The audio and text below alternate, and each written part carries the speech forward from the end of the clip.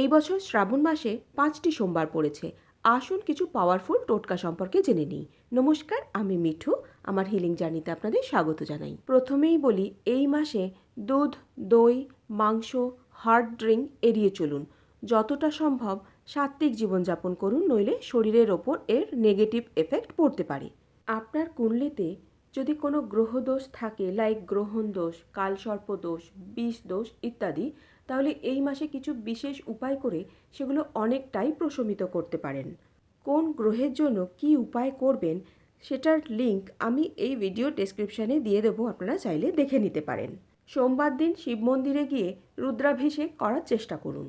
মনোবাঞ্ছা পূর্ণ করার জন্য 101টি আটার শিবলিঙ্গ বানান, তাতে অভিষেক করুন এবং মন্দিরে গিয়ে সেগুলি রেখে আসুন। বিবাহিত জীবনের বিভিন্ন সমস্যা দূর করার জন্য শ্রাবণ মাসের সোমবার গৌরীশঙ্কর রুদ্রাক্ষ শিবের পায়ে ছুঁয়ে ধারণ করতে পারেন। আর যদি কিছু করা সম্ভব না হয়, অ্যাটলিস্ট ওম নমঃ শিবায় বা শিব চালিসা বা রুদ্রাষ্টকম পাঠ করতে পারেন। Thank you so much.